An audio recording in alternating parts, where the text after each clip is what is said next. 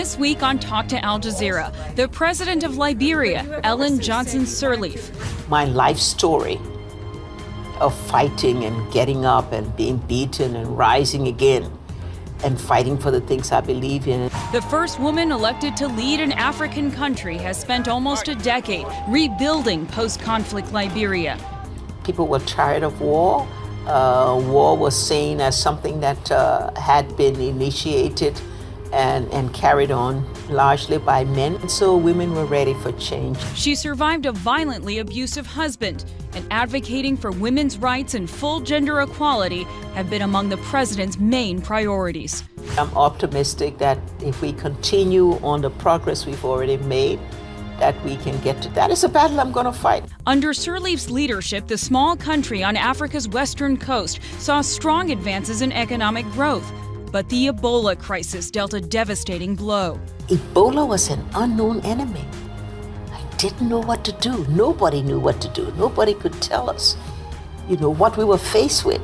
Sirleaf is a Nobel Peace Prize winner, while her predecessor was convicted of war crimes. Jazeera just proved to be, quite frankly, bad for the country. She says she draws her strength in part from her mother, but perhaps a traditional fighting medicine she received from her grandmother also plays a part. I'm going to give you the evidence of what you call the magic portion. And while there is little sign that the president is slowing down, Sirleaf talks about what she'll do when she's out of office. I want to watch Green Bay Packer, and every time I find the opportunity to do so, I do.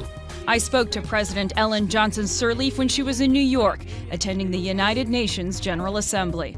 Madam President, you have now been in office for almost a decade. Was the presidency, as you look back on the last 10 years, everything you hoped it would be? It comes close to everything I hoped it would be. We've had some shocks that were unexpected.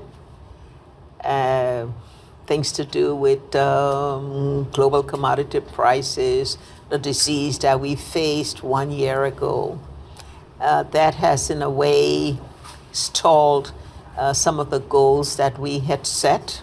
But in terms of being able to renew my nation, to be able to bring back a devastated country, to restore hope to our people, to enlift women, and to give them a new horizon, and new ambition and new dreams. In respect of all of that, I think we've accomplished it, and I feel very good about that. Even from day one of your inauguration, you talked about women's rights. Specifically, what do you want to accomplish in that arena before your term expires? I would like to make sure, first of all, our women in the informal sector. These are the farmers and the traders. Many of them are not educated, many of them lacking literacy. Be able to give them better working conditions. And we've done a lot to be able to achieve that. But I would also like every girl to be in school, to make sure that their entire potential can be met and that they will not be disadvantaged because of access to quality education. I'd like to see every woman being able to have access to all the rights that men have had access to. Right to land, right to credit, right to technology. Why don't they have those rights yet in Liberia? Well, because first of all, there's social inhibitions, there's cultural disadvantages that they face. And in some cases, we don't right now, I cannot say legally, there are any restrictions to women's full rights and full participation. But we have to overcome the practice of male domination, even though it's changing and changing in Liberia quite drastically. You're saying that it's cultural, sort of this male domination, and that women were treated as second-class citizens. How were you able to break through given those cultural barriers? Well, I tell you, it may seem as a paradox, but first of all, I think Liberia, being a small country, has not had the kind of deep restrictions against women. We've had some pretty strong women leaders going back into our history. In this particular case, this was a strategy to say, hey, this country is over 100 years old and it's been male dominated. And now we want to change. Now we want to see what a woman can do. And the women just came together behind this strategy and just decided that it was time. And don't forget, we had already had 2 decades of war. People were tired of war. War was seen as something that had been initiated and carried on largely by men who, in effect, had subjugated women during this period.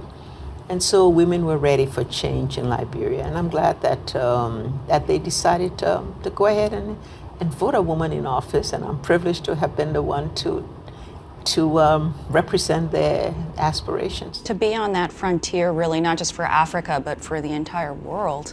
I've also read that genital mutilation is something that you want to address before your term expires. How much resistance do you face culturally when you take on an issue like that on the continent? It's a difficult one because, as you pointed out, it is cultural, long-standing. But we've already made some progress in Liberia on this. We have begun to sensitize the traditional women leaders, pointing out to them what the ill effects of this on young girls. Some of them have begun to see it. Even the traditional leaders, men, also are beginning. So it's going to still be a long road, but I'm optimistic that if we continue on the progress we've already made, that we can get to that. It's a battle I'm going to fight. How did you get this fight in you? I have read that you are a domestic violence survivor. How much does that continue to drive you when it comes to women's rights? Well, I grew up in a situation in which my family setting perhaps provided the basis for my strength, particularly my mother. My father was the first native member of the legislature, but he got ill very early in my early childhood, so he is no way he could have led me or propelled me and my siblings to what we are. But my mother was the strength. She was the anchor. She was a preacher and a teacher.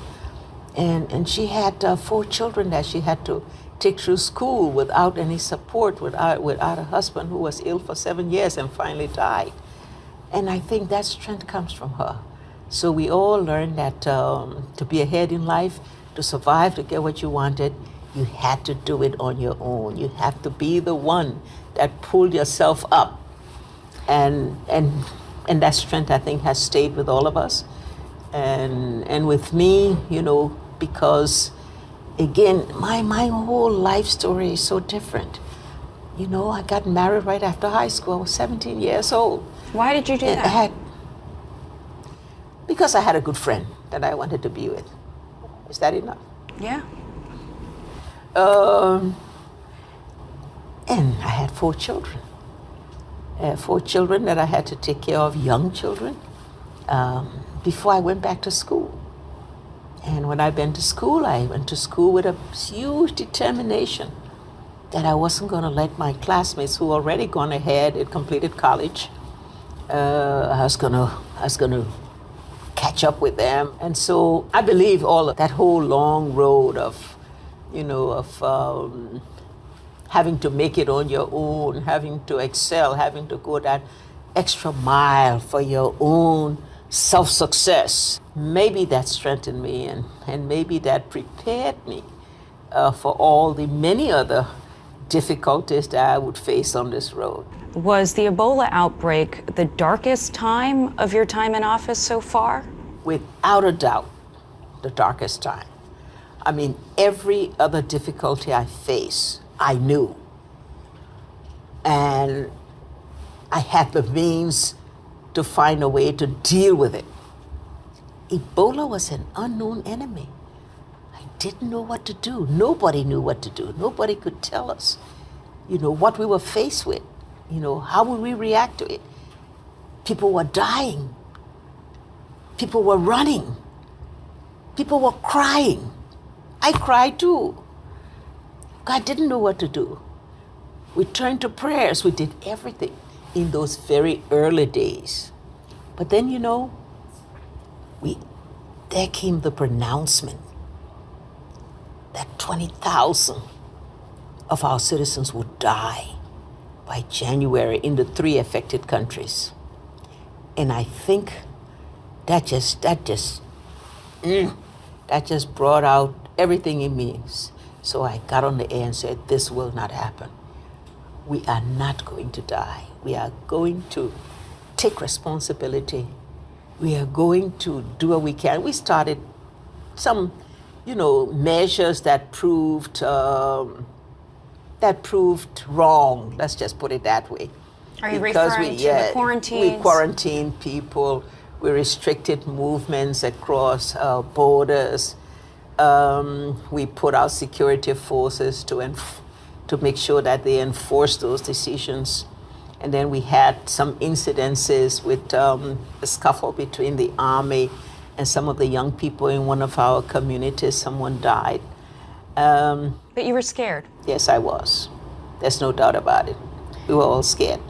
But we turned things around when we found that the military approach was just not going to do it, and it was not the thing to do.